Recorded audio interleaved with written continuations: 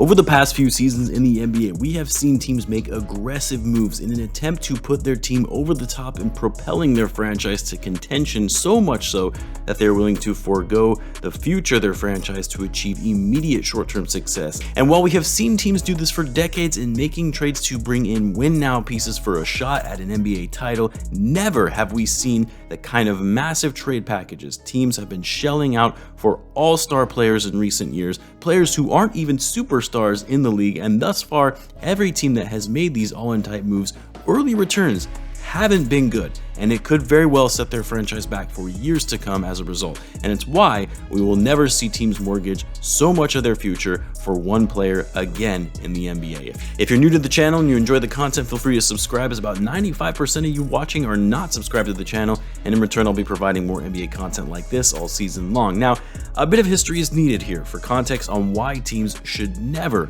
mortgage so much of their future on one player, and it actually starts with a trade that was made much further back than the last couple of seasons, and that's when the Boston Celtics made one of the biggest surprise moves in trading their core star players that won that team a championship in 2008 in Paul Pierce and Kevin Garnett to the Brooklyn Nets. They also included Jason Terry and DJ White in that trade, but the package was really centered around KG and Pierce. And in return, the Celtics got a bunch of players really for salary filler purposes, but the prize of that trade was 4 future first-round picks, all of which were unprotected. Paul Pierce and Kevin Garnett, as good as they were superstars in their own right, future Hall of Famers. But by the time they were traded in 2013, they were already in their 30s, past their primes, and starting to decline. But the Nets, who had a new owner at the time, were so desperate to make a big splash after being bad for so many seasons, were looking to make an all-in move by adding veteran stars like Pierce and KG to go alongside Deron Williams, who they just traded for the year prior, and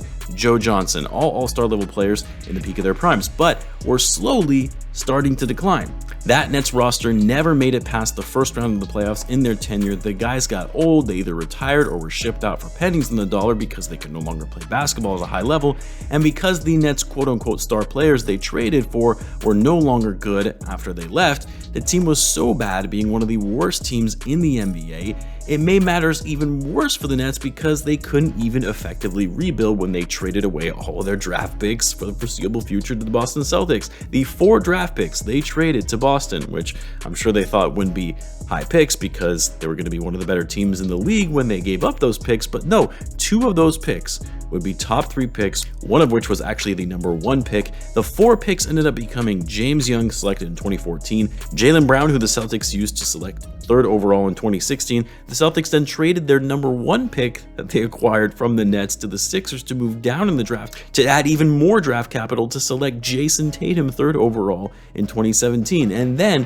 for the pick in 2018, the Celtics traded that pick to the Cavs in a package deal that netted them Kyrie Irving. The Celtics were able to turn those draft picks into an actual contender while the Nets were left hanging in the dust with nothing to show for it. Now, the reason I bring this trade up is because you would think, after witnessing what happened to the Brooklyn Nets and how they got finessed by the Boston Celtics and trying to go all in and win now without having any consideration for their future, that teams would have used this as a cautionary tale to never give up too much of your future for some short-term gain. And granted, some of this can just be viewed as incompetence at the front office level to make a trade like that, but more recently we have seen these kind of all-in hauls trading multiple unprotected picks for players in just the span of the last 3 seasons, this past offseason being the most noteworthy. The LA Lakers, after a disappointing season in which they were able to acquire LeBron James via free agency and subsequently missing the playoffs in that season, they knew they had to do something to maximize the final years of LeBron's prime, and as such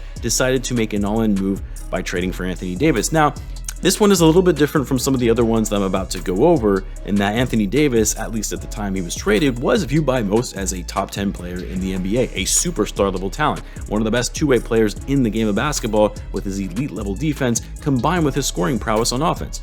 And say what you will about the trade, but hey, it got the Lakers a championship by going after Anthony Davis. A bubble championship played on a neutral court after having months off for guys to rest, but it's still a championship. But when the Lakers traded for Anthony Davis from everything they had to give up to get him, the intention was for this to result in multiple titles. You don't trade Lonzo Ball, Brandon Ingram, Josh Hart, all players at the time who were under 23 years of age, and four 4 unprotected first-round picks. You don't trade all of that to just win 1 championship, to then follow it up with a first-round exit and then missing the playoffs entirely the following season. I don't care what any Laker fan, analyst, or executive says. You can't tell me the intention of bringing in Anthony Davis and trading that kind of haul wasn't to win multiple championships, and that winning 1 single title alone and being trash for years to come, that was the original intention. Now, I should add before I continue, because I'm going to be emphasizing this point for the rest of the video. I know some will probably ask, well, why am I harping so much on teams shelling out unprotected first-round picks?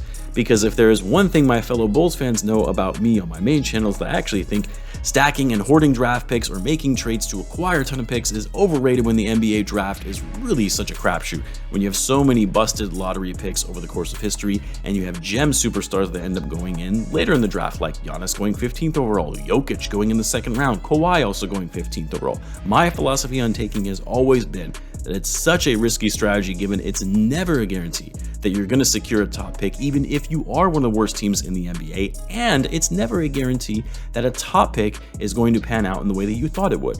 And of course, because every draft class varies, some being much more deep than others, but be all that as it may, in today's game, under no circumstances should a team ever trade an unprotected first-round pick. At a minimum, you should ensure that it is top 2 or top 3 protected, because regardless of whether you think by making such a big trade of bringing in a star or stars to your team is going to mean that your first-round picks that you traded to get said star likely is going to be late first rounders at best, because again, the expectation is you're going to be a really good team for the foreseeable future, and you're not worried about shipping out late first round picks if it means you're getting an all-star type player.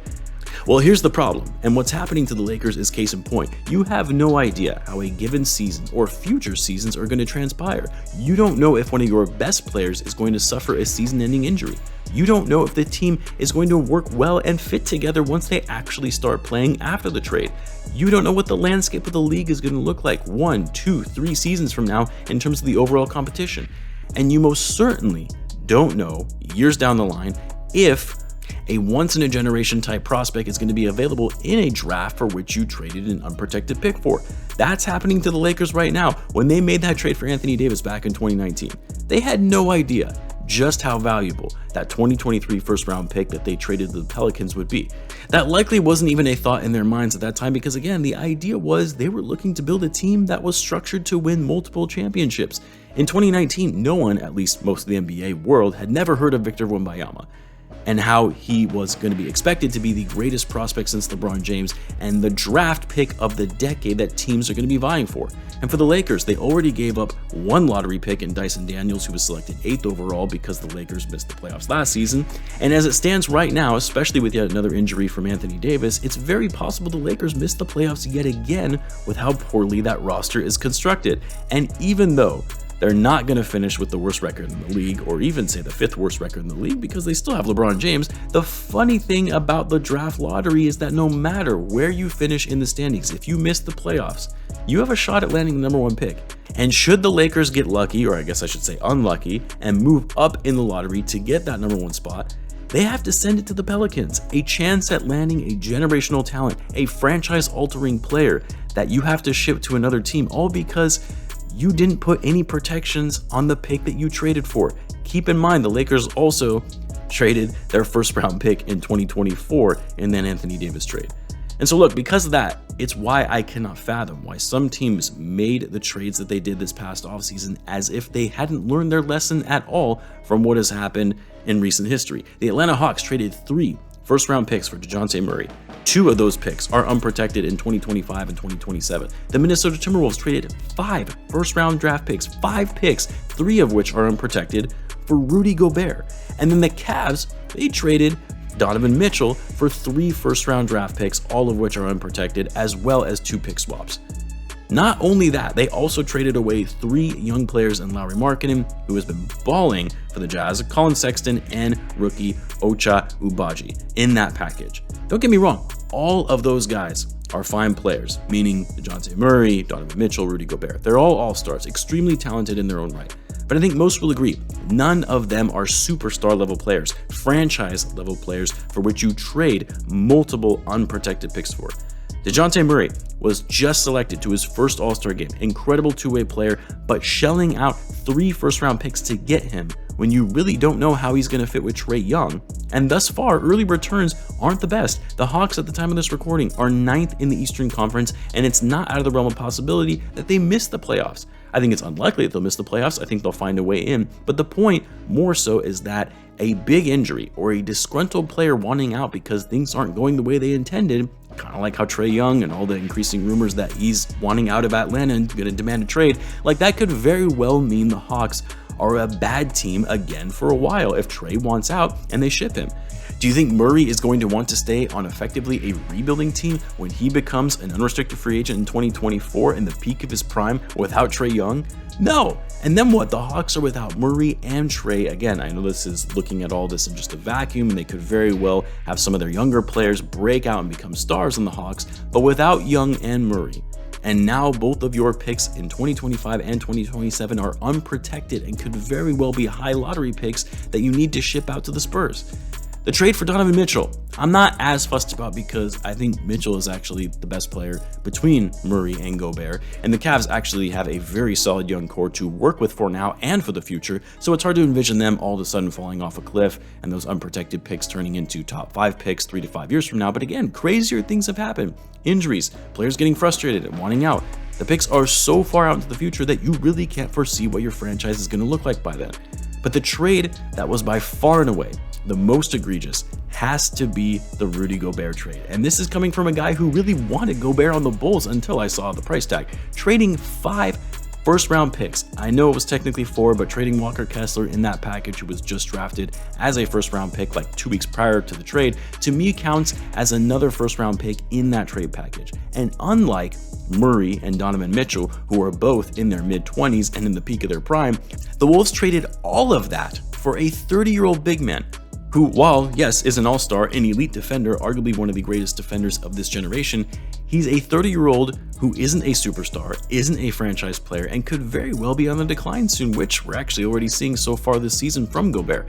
And the Wolves subsequently are 11th in the West outside of the play-in right now, and yet they still have 4 future first-round picks to ship out to the Jazz, 3 of which are unprotected, and the last being top 5 protected in 2029. Again, things happen, like, Karl Anthony Towns getting injured and missing considerable time.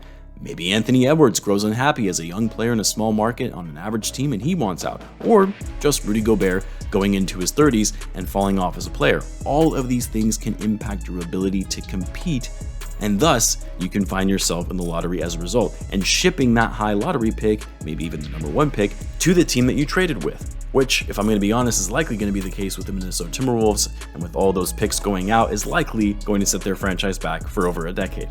And while I know the sentiment now is that this is the market rate for trading all-star players, you almost have to be willing to shell out multiple picks to even entice the team you're trying to negotiate with. That's why you saw some saying when Kevin Durant demanded a trade that it was going to cost a team 7 or 8 first-round picks to do so, which is absolutely ridiculous. I don't even care if it is Kevin Durant.